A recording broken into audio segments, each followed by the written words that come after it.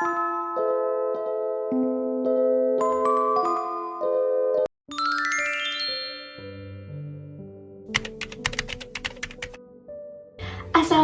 warahmatullahi wabarakatuh. Salam sejahtera untuk kita semua. Salam sehat dan tetap semangat belajar. Halo anak-anak, bagaimana kabar kalian hari ini? Semoga kalian dalam keadaan sehat dan terus semangat mengikuti pembelajaran bahasa Indonesia. Pada pembelajaran hari ini, kita akan mempelajari salah satu materi teks sastra, yaitu mengenai teks hikayat. Sebelum lanjut ke materi yang akan kita pelajari hari ini, yuk segarkan dulu ingatan tentang pelajaran minggu kemarin melalui scan kode batang yang telah Ibu sediakan. Anggap saja untuk pemanasan biar makin siap belajarnya ya.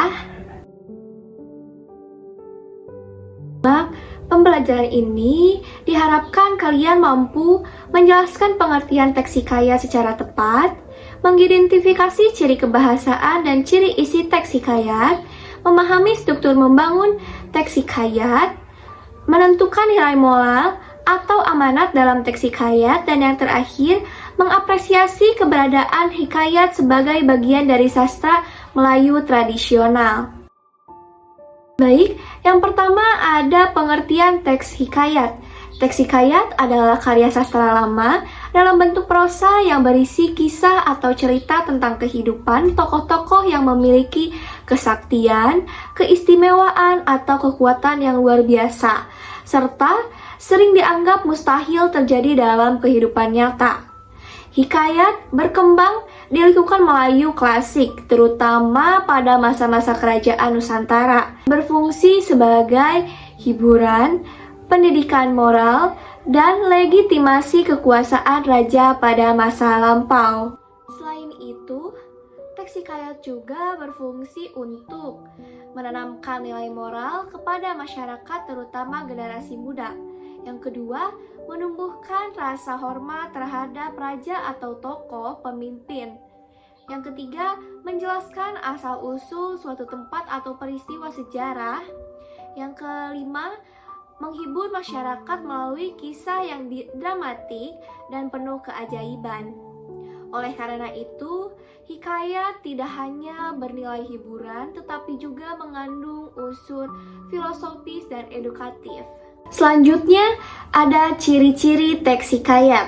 Untuk mengenali sebuah teks hikayat, perhatikan ya ciri-cirinya. Yang pertama, menggunakan bahasa Melayu klasik. Contohnya, kata hamba, maka, syahdan, baginda, beta, tuanmu hamba, dan titah raja. Yang kedua, mengandung unsur keajaiban atau kesaktian. Tokoh utama biasanya memiliki kekuatan yang luar biasa, misalnya tidak mempan senjata, berubah wujud, dapat terbang, dan memiliki benda pusaka. Ketiga, bersifat istana sentris, yaitu banyak mengisahkan kehidupan di lingkungan kerajaan, putri, dan pangeran. Yang keempat, menggunakan tokoh dengan karakter hitam putih. Apa sih artinya? Tokoh baik digambarkan sangat sempurna, sedangkan tokoh jahat digambarkan sangat buruk. Yang kelima, ceritanya bersifat fiktif dan cenderung hiperbolis, yaitu contohnya tangisan seorang putri terdengar hingga 7 negeri. Ya, terakhir, mengandung nilai moral yang kuat. Misalnya, nilai hormat kepada orang tua, keberanian, kesetiaan, dan rendah hati. Selanjutnya, struktur teks hikayat. Yang pertama ada abstrak, yaitu bagian pembuka yang memberikan gambaran umum tentang isi cerita. Yang kedua ada orientasi, memperkenalkan tokoh, latar tempat, latar waktu, dan situasi awal. Yang ketiga ada komplikasi, bagian yang menjelaskan puncak masalah atau konflik yang dihadapi oleh tokoh. Yang keempat ada klimaks, bagian paling tegang dalam cerita, pertikaian besar antara tokoh. Yang kelima ada resolusi, bagian penyelesaian masalah, baik melalui kemenangan atau kekalahan tokoh. Yang terakhir ada koda, bagian penutup yang berisi amanat atau pelajaran moral dari cerita. Yang terakhir ada unsur kebahasaan teks hikayat. Selain struktur dan isi, hikayat juga memiliki kebahasaan bahasa antara lainnya.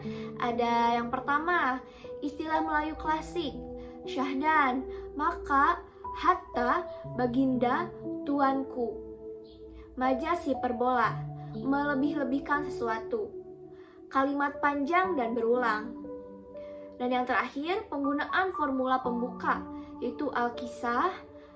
Tersebutlah kisah seorang raja atau juga syahdan pada zaman dahulu kala. Untuk mengukur pemahaman kalian, Ibu akan memberikan tugas mengenai teks hikayat, yaitu yang pertama, tuliskan judul dan identitas naskah.